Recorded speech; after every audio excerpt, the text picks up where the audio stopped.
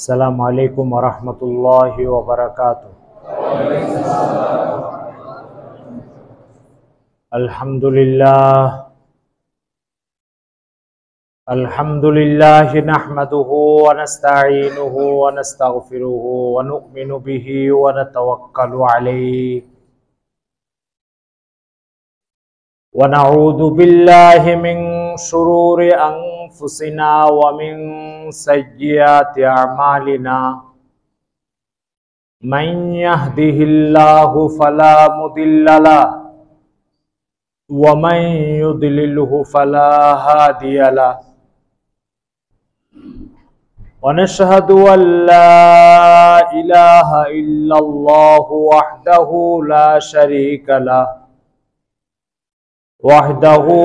शरीक लहु व नशहदु अन्न सय्यिदना व सनदना व हबीबना व कुर्रत अयुनिना मुहम्मद सल्लल्लाहु तआला अलैहि व अला आलिहि व अस्हाबिही व बारक वसल्लम तस्लीमन कसीरन कसीरा। अम्मा बादु फ़क़द क़ाल अल्लाहु तबारक व तआला या अय्युहन नास इन्ना वअदल्लाहि हक़्क़ुन फला तग़ुर्रन्नकुमुल हयातुद दुनिया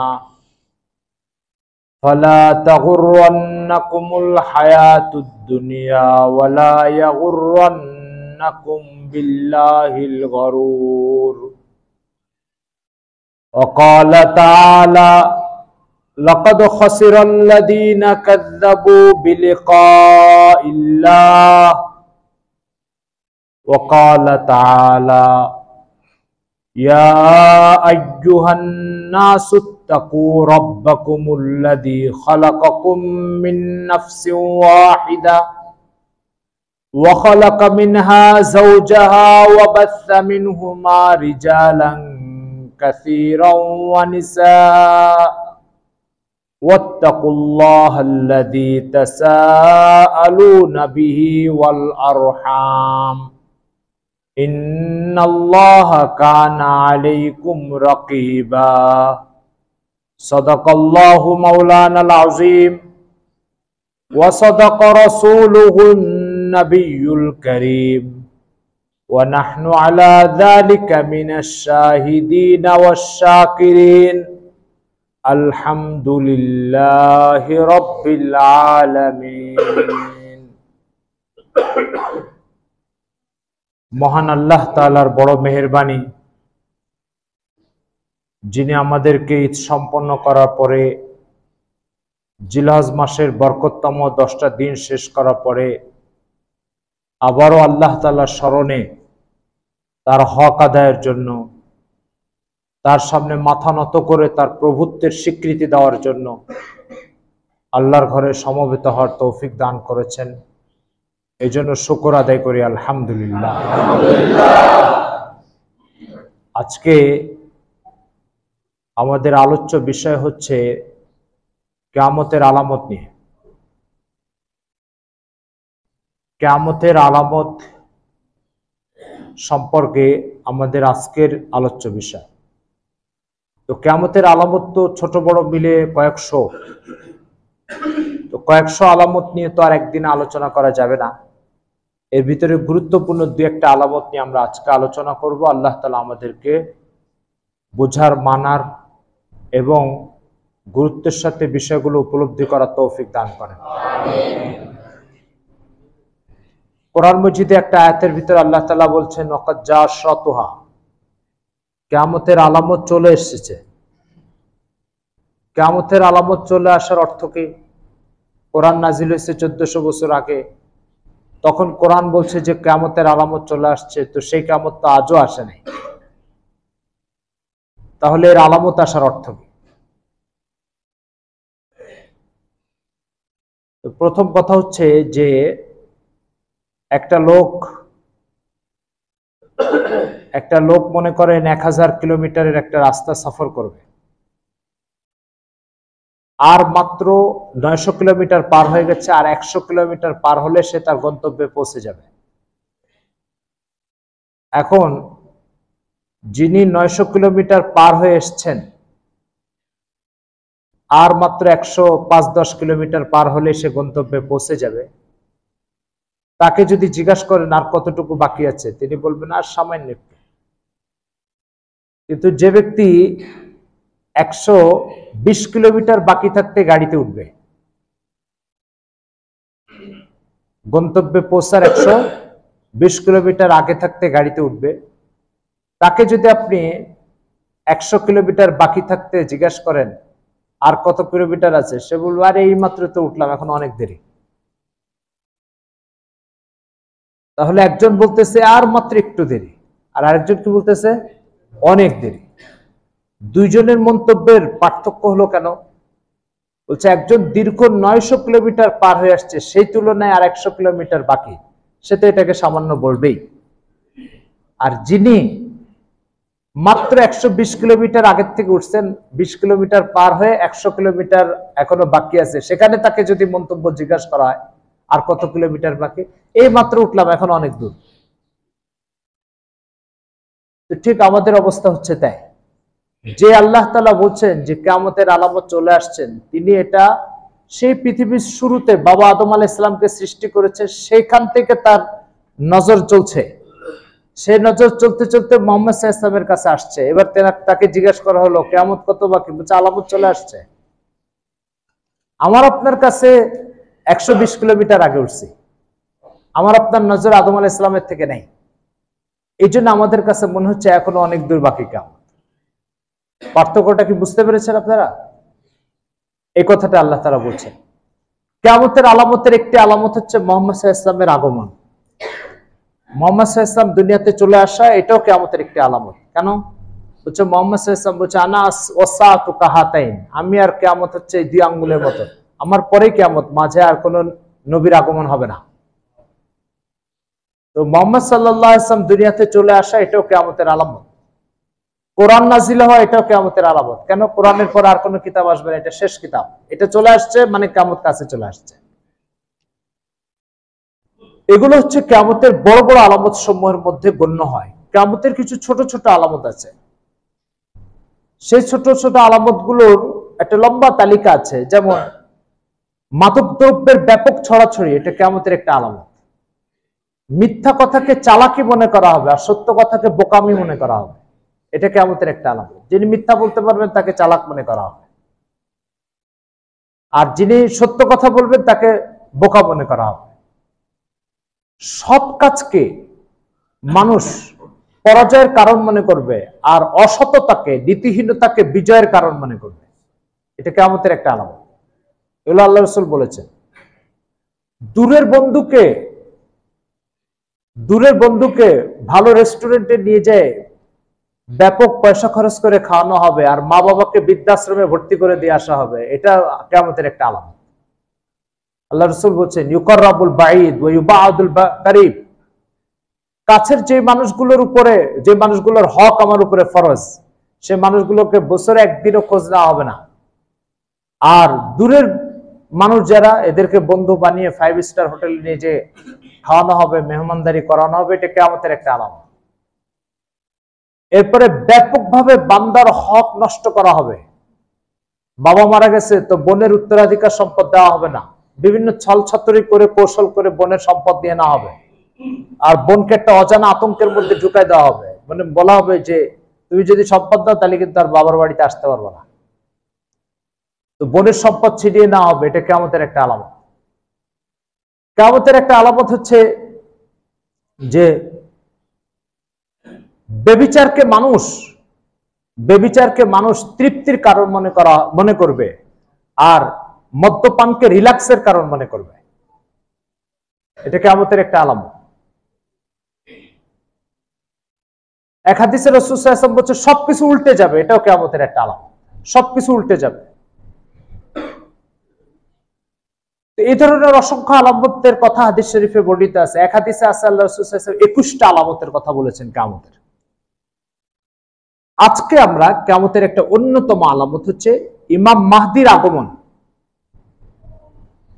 আমাদের যারা নেটের ঘাটাঘাটি করে তারা প্রতিনিয়ত নেটের ভিতরে দেখেন যে ইমাম মাহদি এসে গেছে, 2023-এ আসবে, 24-এ আসবে, 25-এ আসবে, এই এসে গেছে, অমুক শহরে এসে গেছে, ঠিক আছে, মাত্র কয়েকদিনের মধ্যে প্রকাশ ঘটবে, এই ধরনের বিভিন্ন কথাবার্তা দেখে থাকেন। এই জন্য আমাদেরকে বিভিন্ন জন ফোনে তারপরে হোয়াটসঅ্যাপে প্রশ্ন পাঠান যে ইমাম মাহদি সম্পর্কে আসলে কি তথ্য, কবে আসবে, এসব কথা জানতে চান।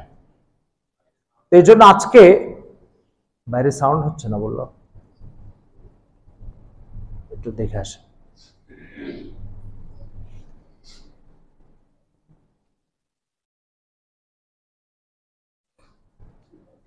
এই জন্য ইমাম মাহদি সম্পর্কে সঠিক তথ্য এবং সুনির্ধারিত তথ্য কি আছে কোরআন ও সুন্নাহর মধ্যে, এই বিষয়গুলো আমাদের অবগত হওয়া দরকার, জানা দরকার। প্রথমত কথা হচ্ছে ইমাম মাহদি এটা ইসলামে একটি আকিদায়ে মুতাওয়ারিস। আকিদায়ে মুতাওয়ারিস মানে রাসূল সাল্লাল্লাহু আলাইহি ওয়াসাল্লাম থেকে নিয়ে এই পর্যন্ত উম্মতের প্রতি শতাব্দীতে অন্য 10টা বিশ্বাসের মতো ইমাম মাহদির আগমনটা এটা একটা ধারাবাহিক চলে আসা বিশ্বাস। অর্থাৎ রাসূল সাল্লাল্লাহু আলাইহি ওয়াসাল্লাম থেকে যেমন আমরা জান্নাত জাহান্নামের বিশ্বাস চলে আসছে, রাসূল সাল্লাল্লাহু আলাইহি ওয়াসাল্লামের থেকে যেমন কবরের মুনকার নাকির ফেরেশতারা প্রশ্ন করবে এই বিশ্বাস চলে আসছে, রাসূল সাল্লাল্লাহু আলাইহি ওয়াসাল্লাম থেকে যেমন কিয়ামতের দিন প্রত্যেক ব্যক্তিকে আল্লাহ তাআলার কাঠগড়ায় দাঁড়িয়ে বিচারের সম্মুখীন হতে হবে এই বিশ্বাস চলে আসছে। ঠিক রাসূল সাল্লাল্লাহু আলাইহি ওয়াসাল্লামের থেকে এই 1400 বছর যাবত ইমাম মাহদির আগমন ঘটবে কিয়ামতের আগে, এই বিশ্বাসটা এভাবেই চলে আসতেছে। সুতরাং এটা কোনো আকস্মিক জন্ম নেওয়া কোনো বিশ্বাস না যে 3য় শতাব্দীতে জন্ম নিয়েছে, এর আগে বিশ্বাসের কোনো অস্তিত্ব পাওয়া যাচ্ছে না। 4র্থ শতাব্দীতে এই বিশ্বাস জন্ম নিয়েছে, এরকম কোনো এর আগের কোনো অস্তিত্ব পাওয়া যাচ্ছে না, এমন না। বা ইসলামের কোন একজন স্কলার, দক্ষ বিশেষজ্ঞ আলেমে দ্বীন এই বিশ্বাসটাকে ভিতরে ঢুকাই দিয়েছেন, এর আগে বিশ্বাসের কোনো অস্তিত্ব নাই, আদৌ বিষয়টা এরকম না। এই বিশ্বাসগুলোর অস্তিত্ব হচ্ছে একদম রাসূল সাল্লাল্লাহু আলাইহি ওয়াসাল্লাম থেকে নিয়ে ধারাবাহিক চলে আসতেছে। সুতরাং এটা নিরবচ্ছিন্ন সূত্রে প্রমাণিত একটি বিশ্বাস, কোন শতাব্দীতে আবিষ্কার হওয়া বিশ্বাস নয়। ইসলামের কোন বিশ্বাস যদি 1400 বছর ধরে ধারাবাহিকভাবে চলে না আসে, নতুন জন্ম নিচ্ছে 2 বছর আগে, নতুন জন্ম নিচ্ছে 500 বছর আগে, নতুন জন্ম নিচ্ছে 700 বছর আগে, তাহলে এই বিশ্বাসের কোনো ভিত্তি নাই, এই বিশ্বাসের কোনো গ্রহণযোগ্যতা নেই ইসলামে। এই জন্য ইমাম মাহদির আগমনের বিশ্বাস এটা রাসূল সাল্লাল্লাহু আলাইহি ওয়াসাল্লাম থেকে চলে আসা বিশ্বাস। সাহাবায়ে কেরামের ভিতরে অসংখ্য গুরুত্বপূর্ণ সাহাবীর বক্তব্যে ইমাম মাহদির আগমনের কথা তারা রাসূল সাল্লাল্লাহু আলাইহি ওয়াসাল্লাম থেকে শুনেছেন, এটা প্রমাণিত। মুস্তাদরাক হাকিম অর্থাৎ হাদিসের প্রসিদ্ধ একটা কিতাব আছে, হাকিম আবু আব্দুল্লাহ নাইসাবুরি 5ম শতাব্দীর একজন মুহাদ্দিস লিখেছেন। তিনি হযরত আলী রাদিয়াল্লাহু তাআলার বক্তব্য তার কিতাব উল্লেখ করেছেন। হযরত আলী রাদিয়াল্লাহু তাআলার একজন ছেলের নাম ছিল মুহাম্মদ। আপনারা জানেন আলী রাদিয়াল্লাহু তাআলার যে স্ত্রী আল্লাহ রাসূলের মেয়ে ছিল হযরত ফাতেমা রাদিয়াল্লাহু তাআলা আনহা, ওনার থেকে 2 পুত্র সন্তান জন্ম নিয়েছিল, হাসান আর হুসাইন। এই 2 পুত্র সন্তান ছাড়া এরপরে আর কোনো পুত্র সন্তান জন্ম নেয়, মেয়ে জন্ম নিয়েছে কয়েকজন, জাইনাব, উম্মে কুলসুম, এরা হচ্ছে হযরত ফাতেমা রাদিয়াল্লাহু তাআলা থেকে জন্ম নিয়েছে। কিন্তু আলী রাদিয়াল্লাহু তাআলা অন্য স্ত্রী, যে স্ত্রী ফাতেমা রাদিয়াল্লাহু তাআলা ইন্তেকালের পরে বিবাহ করেছিলেন তিনি, সেই স্ত্রীর থেকে জন্ম নিয়েছিল হচ্ছে ফাতেমা, এই মোহাম্মদ। এই মোহাম্মদ হচ্ছে আলী রাদিয়াল্লাহু তাআলার ছেলে। ওই তৎকালীন সময়ের আলোচিত একজন ইসলামী স্কলার ছিলেন, ইমাম আবু হানিফা রাহমাতুল্লাহর উস্তাদ। তো মোহাম্মদ সে তার বাবা আলী রাদিয়াল্লাহু তাআলাকে জিজ্ঞাসা করেছে, বাবা ইমাম মাহদি সম্পর্কে আপনি কি কোনো কথা শুনেছেন রাসূল সাল্লাল্লাহু আলাইহি ওয়াসাল্লামের কাছ থেকে? বলছে, হ্যাঁ, আমি রাসূল সাল্লাল্লাহু আলাইহি ওয়াসাল্লামের কাছে ইমাম মাহদির আগমনের কথা শুনেছি। আল্লাহ রাসূল বলেছেন ইমাম মাহদি নামক একজন ব্যক্তি আসবে এবং তার নাম আল্লাহ রাসূলের নামের মতো হবে, তার বাবার নাম আল্লাহ রাসূলের বাবার মতো হবে, তার জন্ম মদিনাতে হবে। এই কথাগুলো হযরত আলী রাদিয়াল্লাহু তাআলা বর্ণিত, এবং বোঝা গেল যে আলী রাদিয়াল্লাহু তাআলার মতো উম্মতের এরকম একজন মজবুত ইলমের পাহাড় সেই পাহাড় থেকে বিশ্বাসের কথা বর্ণিত আছে। এরকম প্রতি শতাব্দীতে ইমাম মাহদির আগমনের বিশ্বাসটা চর্চা হয়ে আসছে। ফলে কেউ বিশ্বাসের সাথে এলোমেলো কোনো সাংঘর্ষিক কথা বলে সেটা গ্রহণযোগ্য হবে না। ইসলামের কোন বিশ্বাস যদি প্রতি শতাব্দীতে ধারাবাহিকতা থাকে তাহলে সেটা মজবুত বিশ্বাস বলে গণ্য হয়ে থাকে। যেমন রাসূল সাল্লাল্লাহু আলাইহি ওয়াসাল্লাম থেকে মির্জা গোলাম আহমদ কাদিয়ানী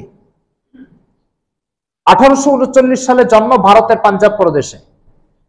1840 সাল পর্যন্ত 39 সাল পর্যন্ত রাসূল সাল্লাল্লাহু আলাইহি ওয়াসাল্লাম থেকে 1300 বছর, এই 1300 বছর ইসলামের বিশ্বাস হচ্ছে মুহাম্মদ সাল্লাল্লাহু আলাইহি ওয়াসাল্লাম লাস্ট মেসেঞ্জার, শেষ নবী, তারপরে আর কোনো নবী আসবে না। এটা হচ্ছে 1300 বছরের বিশ্বাস। 1840-এ মির্জা গোলাম আহমদ কাদিয়ানী দুনিয়াতে এসে দাবি করলো যে আমি হচ্ছে নবী। তো যখন সে আমি নবী হওয়ার দাবি করেছে, এই বিশ্বাসের বয়স 100 বছর। এই বিশ্বাসের বয়স কত? 100 বছর। 1300 বছর যাবত এই বিশ্বাসের কোনো অস্তিত্ব নাই যে মুহাম্মদ সাল্লাল্লাহু আলাইহি ওয়াসাল্লামের পরে মির্জা গোলাম আহমদ কাদিয়ানী নামক একজন নবীর আগমন ঘটবে। এই জন্য এই বিশ্বাস ইসলামে নিতান্ত ডাস্টবিনের ময়লা এবং বাথরুমের ট্যাঙ্কির ময়লার চেয়ে জঘন্য। কারণ ওই ট্যাঙ্কির ময়লা ব্যক্তির শরীরকে নাপাক করবে, আর এটা ঈমান, আমল, আখিরাত সব ধ্বংস করবে। এই জন্য ইমাম মাহদির আগমনটা ইসলামের 1400 বছর ধরে স্বীকৃত বিশ্বাস। এটা জানা দরকার যে ইমাম মাহদি পরিচয় আল্লাহ রসুল কি বলেছেন। আমরা তো ইমাম মাহদির আগমন সম্পর্কে কিছুই জানতাম না, আল্লাহ রসুল সাল্লাল্লাহু আলাইহি ওয়াসাল্লাম আমাদেরকে জানিয়েছেন।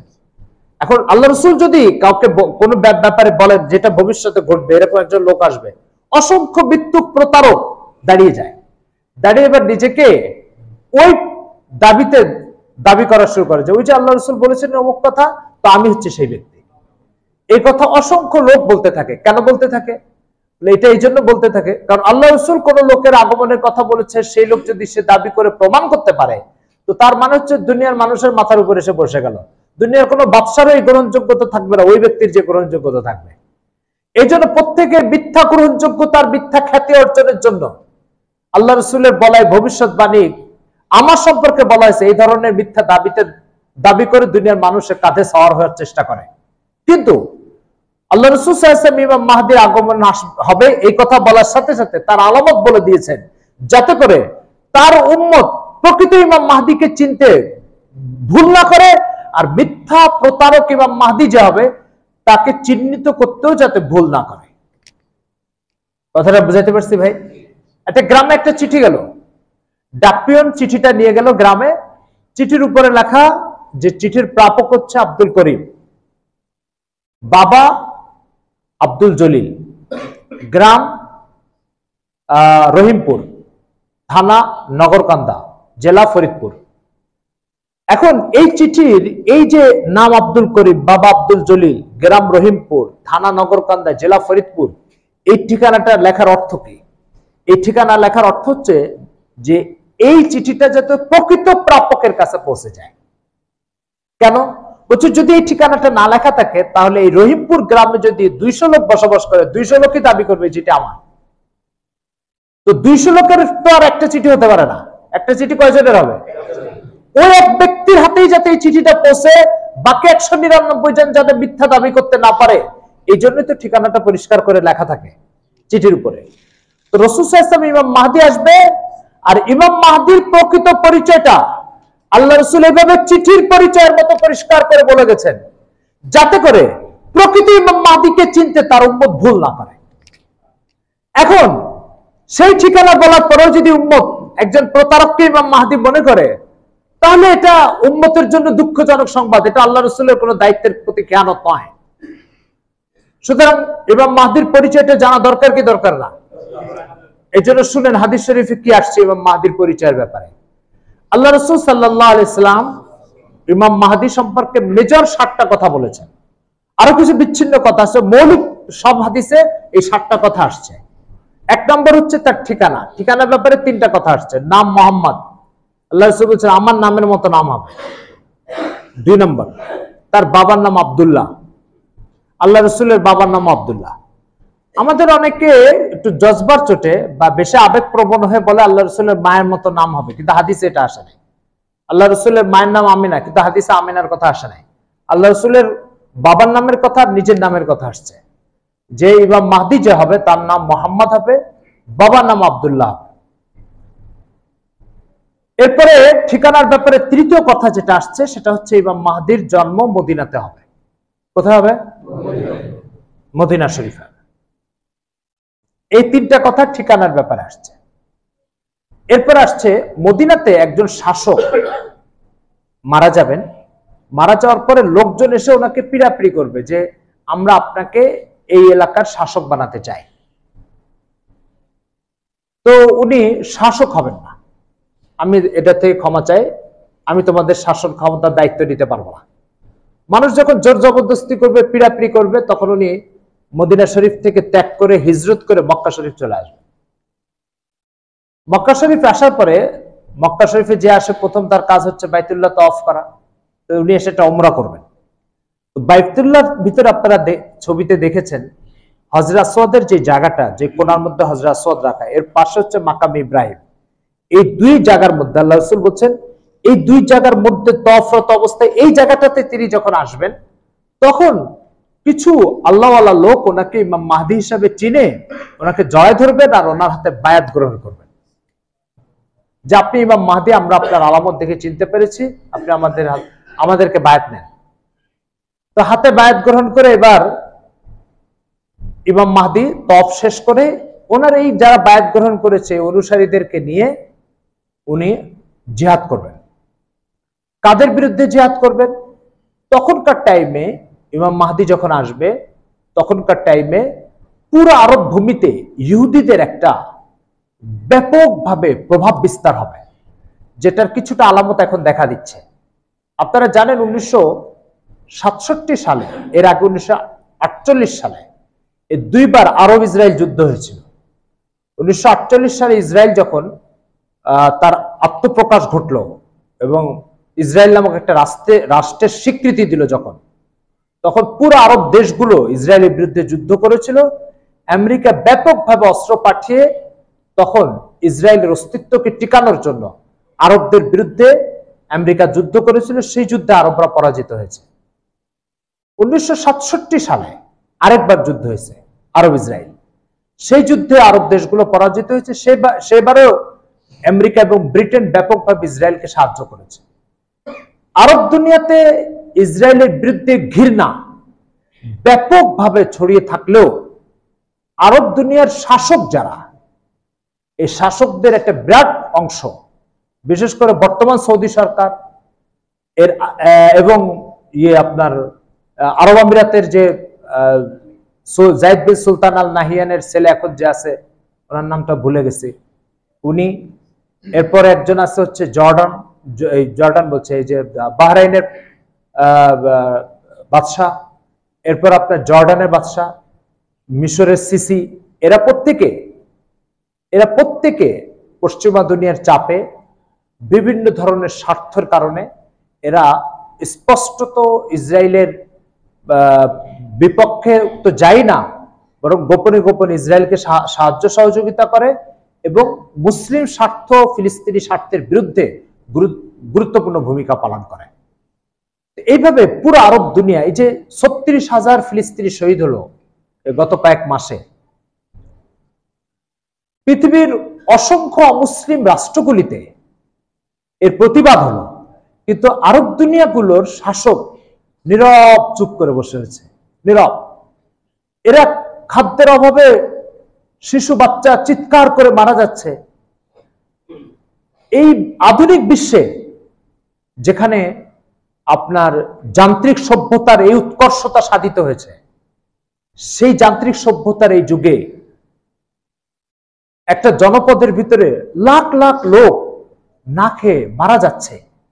এটা পৃথিবীর প্রাচীন যে সমস্ত মহামারী হয়ে দুর্ভিক্ষ একটা এলাকা শেষ হতো, ওই যুগে তো এটা চিন্তা করা যেত, কিন্তু এই যুগে, এই যান্ত্রিক সভ্যতার যুগে এটা চিন্তা করা যায় না। কিন্তু সে অভাবনীয় ঘটনাটা ঘটেছে আপনার ফিলিস্তিনি মুসলমানদের ক্ষেত্রে, এসব আরব দুনিয়ার নজরের সামনে। তো এই দৃশ্যগুলো, এই যে আরব দুনিয়ার নির্লিপ্ততা, নীরবতা, আরব শাসকগুলোর মুখ বুজে বসে থাকা, এই মুখ বুজে বসে থাকাটা ধীরে ধীরে এতটাই বাড়তে থাকবে যে ইমাম মাহদি আসার সময় তখন পুরো আরব ভূখণ্ডের একটা দুটো এলাকা ছাড়া অধিকাংশ এলাকার উপরে ইহুদিদের একটা ব্যাপক প্রাধান্য বিস্তার হবে। সেই প্রাধান্য বিস্তারের টাইমে আরব ভূখণ্ডকে ইহুদি মুক্ত করার জন্য আল্লাহ তাআলা ইমাম মাহদির আগমন ঘটাবেন। আপনারা জানেন, একটা মানুষ যখন বৃদ্ধ হয়ে যায় তখন তার অনেক আলামত প্রকাশ পায়। একটা আলামত হচ্ছে হাত অকেজ হয়ে যায়, পা অকেজ হয়ে যায়, ব্রেন কাজ করে না, অনুভূতি থেমে যায়, দ্রুত রেগে যায়, অল্পতেই অসহনীয় আচরণ করতে থাকে, অসহিষ্ণু মানসিকতা জন্ম নেয়, একটু ঠান্ডা লাগলেই ব্যাস কাশি শুরু হয়ে যায়। তারপরে সামান্য 19 থেকে 20 হলেই আচার আচরণের ভিতরে ব্যাপক একটা অস্থিরতা দেখা দেয়। এই কাজগুলো বৃদ্ধ মানুষের আলামত। তো ঠিক পৃথিবী যখন বুড়া হয়ে যাবে, কিয়ামতের দিন তো পৃথিবী মারা যাবে, ওই মৃত্যুর আগেও পৃথিবীর এই বুড়া মানুষের আলামতগুলো প্রকাশ পাবে পৃথিবীর মধ্যে। সেই আলামতগুলো যখন প্রকাশ পাবে তখন আল্লাহ তাআলা ইমাম মাহদিকে পাঠাবেন একটা চিকিৎসা স্বরূপ, একজন চিকিৎসক স্বরূপ। এই চিকিৎসক এসে পৃথিবীর এই নোংরা অবস্থাগুলোকে শেষবারের মতো একটা সংস্কার ও পরিবর্তন করবেন, করে এর ভিতরে একটা সজীবতা আনার চেষ্টা করবেন। তো আপনারা জানেন, ইসলামের কলিজা হচ্ছে আরব ভূখণ্ড, ইসলামের কলিজা। এখানে আপনার আল্লাহ রাসূল সাল্লাল্লাহু আলাইহি ওয়াসাল্লাম ইন্তেকালের আগে বলে গেছেন, আখরিজুল ইয়াহুদা ওয়ান নাসারা আন জাজিরাতিল আরব। আরব উপদ্বীপ থেকে তোমরা ইহুদি খ্রিস্টানদেরকে বের করে দাও। ওয়ালা ইয়াস্তামিউ দীনান, দুই দিন কখনো আরব ভূখণ্ডে জমা হতে পারে না। আরব ভূখণ্ড বলতে আল্লাহ রাসূল যে পরিধিটাকে বুঝাচ্ছেন, সেই পরিধির ভিতরে এখন 6টা দেশ আছে। আপনারা যদি মিডল ইস্টের ম্যাপ আপনাদের নজরে থাকে, তথা আপনার শারকুল আওসাত অর্থাৎ এই আরব উপদ্বীপের এই ম্যাপটা যদি আপনার নজরে থাকে, তাহলে আপনি বুঝবেন ঠিক সৌদি আরবের যে ম্যাপটা, এর আশপাশে মোট সৌদি আরব সহ 6টা দেশ আছে। একটা আছে যে নিচের অঞ্চলে, অর্থাৎ এই ওমান, ইয়েমেন, এরপর আছে কাতার, এরপর আছে আরব আমিরাত, এরপর আছে আপনার কুয়েত, এরপর আছে বাহরাইন, এরপর সৌদি আরব। এই 6টা দেশ, আরব আমিরাত, কুয়েত, কাতার, বাহরাইন, সৌদি আরব আর হচ্ছে ওমান, ইয়েমেন।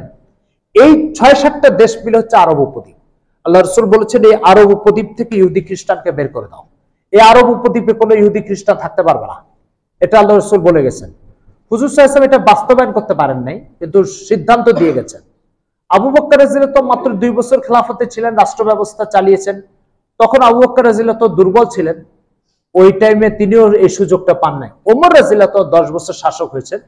ওমর রাদিয়াল্লাহু আনহু যখন শাসক হলেন, তো মসজিদে নববীর মিম্বারে প্রথম জুমাতে এসে বলে দিয়েছেন, আইয়ুহাল ইয়াহুদ আইয়ুহান নাসারা উখরুজু মিন জাজিরাতিল আরব ওয়ালা ইয়াবিতান্না আহাদুকুম ইল্লা লাইলাতান আও লাইলাতাইন মাওইদাল খুরুজ। ইহুদি এবং খ্রিস্টান, তোমাদেরকে 1 অথবা 2 রাত শুধু বের হওয়ার টাইমটুকু তোমাদেরকে আমি দিব। এরপরে আরব উপদ্বীপে কোন ইহুদি খ্রিস্টান থাকতে পারবে না, একজন ইহুদি খ্রিস্টান এখানে থাকতে পারবে না। তো ওমর রাদিয়াল্লাহু তাআলা আনহুকে ইহুদি খ্রিস্টানরা আজরাইলের মতো ভয় পেত। ওরা সিদ্ধান্ত নিল যে, ওরা এই কথা শোনার পরে খুতবা শেষ, জুমা শেষ, ওমর রাদিয়াল্লাহু তাআলার কাছে আসলো। এসে ওমর রাদিয়াল্লাহু তাআলাকে বলছে, আল্লাহ রাসূল আমাদেরকে এখানে রেখে গেছেন, আবু বকর রেখে গেছে, আপনি আমাদেরকে বের করে দিবেন, এটা কেমন কথা? তখন ওমর রাদিয়াল্লাহু তাআলা বলছে, দেখো, আমি নিজ কানে আল্লাহ রাসূলকে এই কথা বলতে শুনেছি, কোনো মাধ্যমে আমার কাছে এই খবর পৌঁছে নেই, আমি নিজ কানে শুনেছি। এটা হচ্ছে ইসলামের হৃৎপিণ্ড, এই হৃৎপিণ্ডের মধ্যে তোমাদের কোনো অবস্থান হতে পারে না। সুতরাং শুধু বের হওয়ার টাইমটুকু তোমাদেরকে দেওয়া হলো, এরপরে বেরিয়ে যাও। তো ওরা মদিনার পাশে খাইবার একটা জায়গা, সেই জায়গায় বসবাস করত। সেই জায়গা থেকে ওমর রাদিয়াল্লাহু তাআলা ঘোষণার পর ওরা বেরিয়ে মধ্য এশিয়া, উজবেকিস্তান, কাজাকিস্তান, আজারবাইজান এই অঞ্চলে যে ওরা বসবাস শুরু করলো। এর আগে আরব ভূখণ্ডে 1300 বছর যাবত কোনো ইহুদি খ্রিস্টানের অবস্থান ছিল না। এরপরে আপনারা জানেন 1917 সালে বেলফোর ঘোষণা। বেলফোর ঘোষণার অর্থ হচ্ছে, একজন ব্রিটিশ পররাষ্ট্রমন্ত্রী ছিল, তার নাম হচ্ছে বেলফোর। 1917 সালে সে ঘোষণা দিয়েছিলেন যে আমরা পৃথিবীতে ছড়িয়ে ছিটিয়ে থাকা ইহুদিদের জন্য একটা নিরাপদ আবাসভূমি করে দিব। সেই ঘোষণার আলোকে ওরা পৃথিবীর সব ইহুদিদেরকে ফিলিস্তিন তখন আপনার ছিল, আপনার ব্রিটিশ কলোনি ছিল, ব্রিটিশরা শাসন করতো, যেমন আমাদের ইন্ডিয়া পাকিস্তান বাংলাদেশ শাসন করেছে, ব্রিটিশরা ফিলিস্তিন শাসন করতো ওই টাইমে। বেলফোর যেহেতু সে ব্রিটিশ পররাষ্ট্রমন্ত্রী, আর তখন ব্রিটিশরা শাসন করতে হচ্ছে ফিলিস্তিনকে। এই তাদের শাসনাধীন এলাকায় ইহুদিদেরকে সারা পৃথিবীর থেকে তালাশ করে করে এনে এই ফিলিস্তিনের এই ভূখণ্ডে ওদেরকে জায়গা করে দিয়ে পরবর্তীতে 1948 সাল পর্যন্ত এরা শুধু জায়গা কিনেছে। কিনতে কিনতে কিনতে কিনতে যখন মোটামুটি ওদের একটা রাষ্ট্র ঘোষণার মতো জায়গা হয়ে গেল, তখন 1948 সালে এই ব্রিটিশের অধীনে থেকেই ওরা ইতিমধ্যে ফিলিস্তিনকে ব্রিটিশরা ছেড়ে দিয়েছে। 47 আমাদের ইন্ডিয়া পাকিস্তানকে ছেড়ে দিয়েছে, এর কিছুদিন আগে ফিলিস্তিনকে ছেড়ে দিয়েছে। ছেড়ে দেওয়ার পরে ওই জায়গায় ওরা ইহুদিরা স্বাধীন রাষ্ট্র ঘোষণা করলো, ব্রিটিশ আর আমেরিকা সহযোগিতা করলো, ওদের রাষ্ট্র টিকে গেল। এই যে রাষ্ট্র টিকে গেল, ব্রিটিশরা যে বেইমানিটা করেছে সেটা হচ্ছে, আপনারা জানেন যে ইসলামী রাষ্ট্র ব্যবস্থা ছিল উসমানী খেলাফত। 1925 সালে উসমানী খেলাফতকে ব্রিটিশরা ভেঙে টুকরা করে দিয়েছে। ইসলামিক খেলাফত হচ্ছে বাংলাদেশের মতো পুচকে পিচ্ছি পিচ্ছি বাচ্চা বাচ্চা রাষ্ট্র নয়। ইসলামিক খেলাফত হচ্ছে মুসলমানদের একটি রাষ্ট্র থাকবে, একটি রাজধানী থাকবে, একজন খলিফা থাকবে, অর্থাৎ বিশ্ব রাষ্ট্র ব্যবস্থায় বিশ্বাস ইসলাম। মুসলমানদের এই যে এখন 50টা রাষ্ট্র আছে, একে ব্রিটিশ গিলে খায়, ওকে আমেরিকা গিলে খায়, ওকে জার্মান গিলে খায়, এই ধরনের রাষ্ট্র ব্যবস্থা ইসলাম বিশ্বাসী না। এই বিশ্ব রাষ্ট্র ব্যবস্থার কেন্দ্র ছিল আপনার আজকের যে তুর্কি খেলাফত বা ওসমানী খেলাফত বলা হয়। এখান থেকে পুরো আরব দুনিয়া শাসন করতো মুসলমানরা। ব্রিটিশরা এদের সাথে লড়াই করে ফিলিস্তিনকে দখল করেছিল।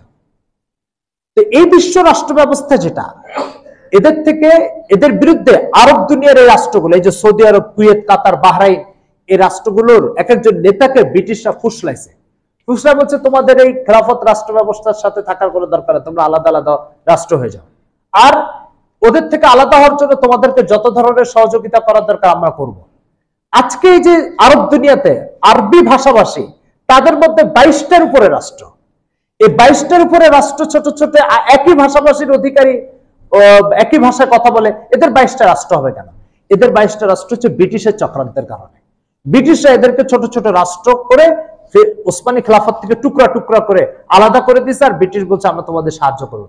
যে বড় বেইমানিটা করছে ব্রিটিশ, সেটা হচ্ছে এদেরকে তো বলছে তোমাদেরকে ছোট ছোট রাষ্ট্র করে দিব আর নিরাপদ রাষ্ট্র করে দিব, তোমরা স্বয়ংসম্পূর্ণ রাষ্ট্র হবে, এই কথা বলে এদেরকে ইসলামিক খেলাফতের বিরুদ্ধে উদ্বুদ্ধ করে স্বাধীন রাষ্ট্র করায় দিছে।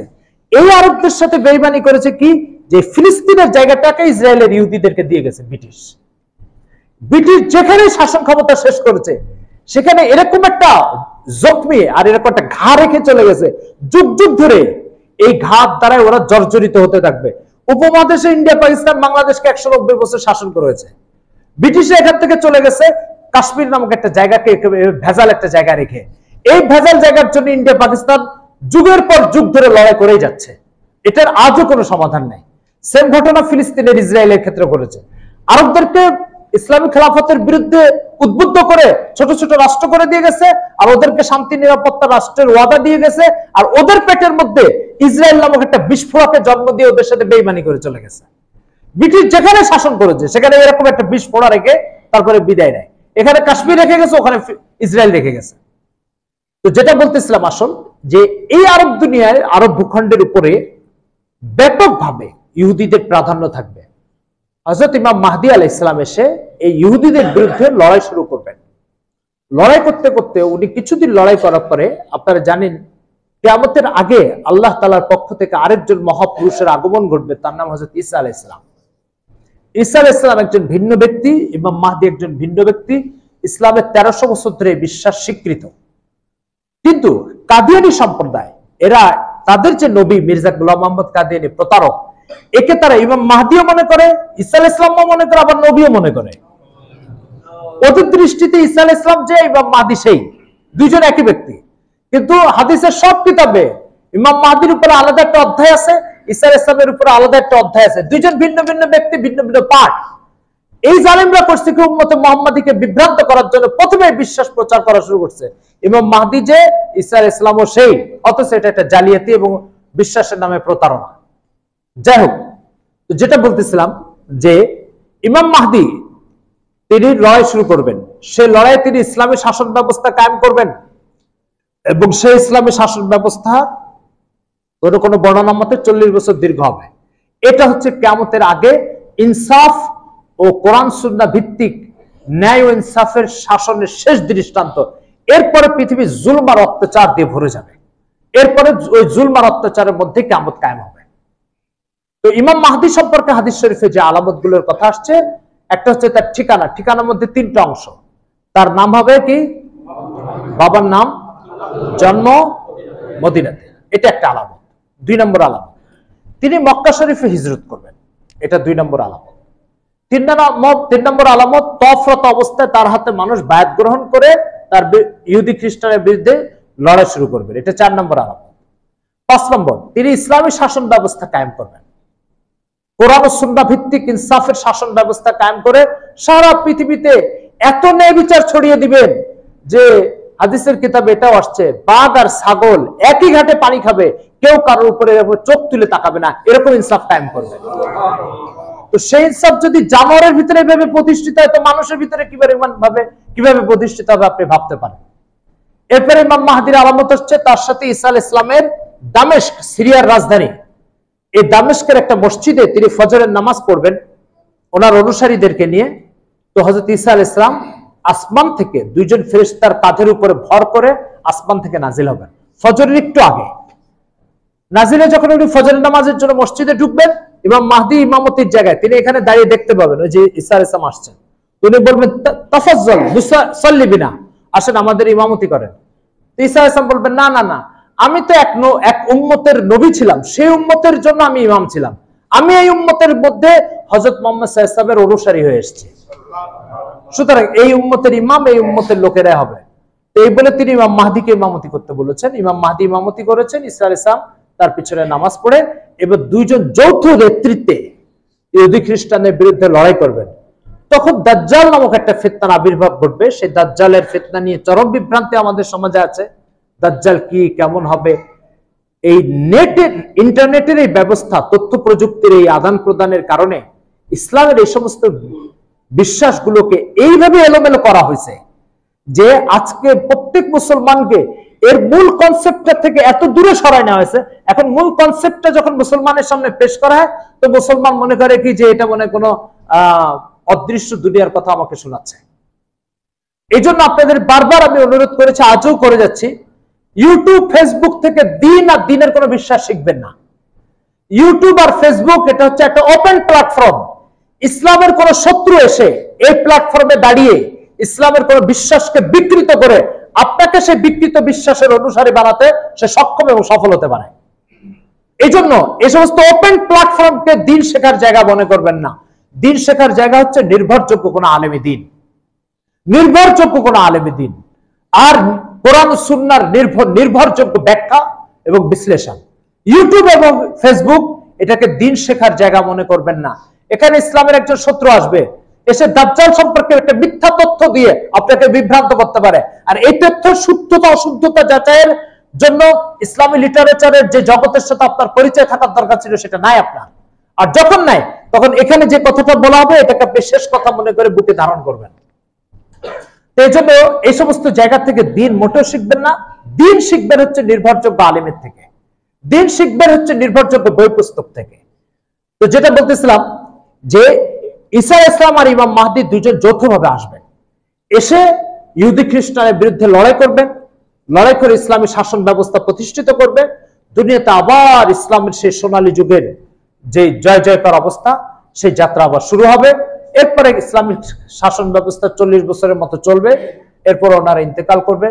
তখন দুনিয়াতে আল্লাহ তাআলা এই মানুষের ঈমান আর আমলের এত সমৃদ্ধি ঘটবে, ঈমান আমলের এত উন্নতি ঘটবে, ঈমান আমলের লাইনে মানুষ এত পরিপক্ক হবে যে যে জমিনে 1 মণ ধান হতো সেই জমিনে 40 মণ ধান হবে। যে গাছে, হাদিস শরীফে এটা আসছে, আপনি শুনলে অবাক হয়ে যাবেন, হাদিস শরীফে আসছে যে গাছে এত ছোট ছোট ডালিম হতো সেই গাছে এত বড় বড় ডালিম হবে, যে একটা হাতির মাথার মতো ডালিম হবে। এই ধরনের কথা হাদিসে আসছে যে মানে ফল ফলাদি ফসল আদি সবকিছুর ভিতরে বরকত হবে। আর এটা এই কারণে যে জমিনের উপর আল্লাহ নাফরমানি শেষ হয়ে গেছে, জমিনের উপর আল্লাহর গোলামির চর্চা চালু হয়ে গেছে। আর এই গোলামির চর্চা যখন চালু হয়ে গেছে, তো আল্লাহ তাআলা এই গোলামির ফলাফলে জমিনকে উর্বরতা সবটুকু দিয়ে দিবে, দিয়ে বলবে যাও আমার বান্দারা আমার গোলামি করো, আমার গোলামদেরকে উর্বরতা দিয়ে দিয়েছি, এবার খাও আর খাওয়াও। এই ধরনের ব্যাপকভাবে কোনো অভাব অনটন থাকবে না, অর্থনৈতিকভাবে ব্যাপক সমৃদ্ধি আসবে, এবং পৃথিবীতে কুফর অর্থাৎ আল্লাহকে অস্বীকার করার কোনো উপাদান পৃথিবীতে তখন থাকবে না। এই জন্য এটা হচ্ছে ইমাম মাহদী সম্পর্কে হাদিস শরীফে আসা বক্তব্য, তথ্য। এগুলো এই জন্য জানা দরকার যাতে করে আজকাল ইন্টারনেটে কাদিয়ানীরা ব্যাপক সক্রিয়, ফেসবুকে এত আইডি আছে ওদের, ইউটিউবে এত চ্যানেল আছে ওদের, যে সমস্ত চ্যানেলের মাধ্যমে ওরা মির্জা গোলাম মোহাম্মদ কাদিয়ানীকে ইমাম মাহদী বানাতে চায়, ইমাম মাহদী বানায় উপস্থাপন করে। আপনার কাছে যদি ইমাম মাহদীর সঠিক পরিচয় আর আলামত না থাকে, তখন আপনি কি করবেন? মির্জা কাদিয়ানীর কে ইমাম মাহদী বলে বিশ্বাস করে তাকে অনুসরণ করা শুরু করবেন, এরপরে আপনার ইমানটা আস্তে করে শেষ হয়ে যাবে। এই জন্য ইমাম মাহদীর এই বিশ্বাসগুলো ভালো করে বোঝা, ধারণ করা, মনে রাখা এটা জরুরি। মির্জা গোলাম মোহাম্মদ কাদিয়ানীর সাথে এই আলামতগুলির একটিও মিল নাই। মির্জা গোলাম মোহাম্মদ কাদিয়ানীর নাম গোলাম আহমদ, তার বাবার নাম গোলাম মর্তুজা, তো প্রথম ঠিকানায় তো মিল নাই, বাবার নাম আর নিজের নাম। হুজুর বলেছেন ইমাম মাহদী যে জন্ম নিবে সে মদিনাতে জন্ম নিবে। মির্জা গোলাম মোহাম্মদ কাদিয়ানী জন্ম নিয়েছে ভারতের পাঞ্জাব প্রদেশের গুরদাসপুর জেলায়। গুরদাসপুর জেলার একটা লোক কিভাবে ইমাম মাহদী হবে? আল্লাহ রাসূল বলেছেন তার জন্ম মদিনাতে হবে। আল্লাহ রাসূল বলেছেন যে ইমাম মাহদী যে হবে সে ইহুদি খ্রিস্টানের বিরুদ্ধে লড়াই করবে। মির্জা গোলাম মোহাম্মদ কাদিয়ানী এসে দুনিয়াতে ফতোয়া দিয়েছে ব্রিটিশের বিরুদ্ধে যুদ্ধ করা হারাম। রাসূল সাল্লাল্লাহু আলাইহি ওয়াসাল্লাম বলেছেন ইমাম মাহদী যে হবে সে হজ করবে, উমরা করবে। মির্জা গোলাম মোহাম্মদ কাদিয়ানী জীবনে কোনোদিন ইন্ডিয়া পাকিস্তানের বাইরে যায় নাই। সে আল্লাহ তাআলা তাকে ইসলামের এই দুই পবিত্র শহর মক্কা মদিনার জন্য এই নাপাককে আল্লাহ পাক কবুলই করেন নাই। তো যেই এই পবিত্র শহরে এই নাপাক যায় না, সে আবার ইমাম মাহদী হবে কিভাবে? যখন ইমাম মাহদীর জন্মই হচ্ছে এই পবিত্র শহর মদিনাতে, এই পবিত্র শহর মক্কাতে, সে এসে তওয়াফ করবে। তো কোন আলামতের মধ্যে মিল নাই। একটা আলামতেও যদি অমিল হতো তবুও সে ইমাম মাহদী হবে না। কোন আলামতের মধ্যে মিল নেই, সে ইমাম মাহদী কিভাবে হবে? এই জন্য এই আলামত গুলো খুব মুখস্থ রাখা দরকার। আমরা কিয়ামতের এই আলামত গুলো নিয়ে আরো কিছু বিশ্লেষণ করবো ইনশাআল্লাহ। আজকে শুধু ইমাম মাহদী নিয়ে আলোচনা করলাম। আল্লাহ আমাদেরকে বুঝার ও মানার তৌফিক দান করেন। যারা সুন্নত পড়েন না, 4 রাকাত সুন্নত পড়েন না।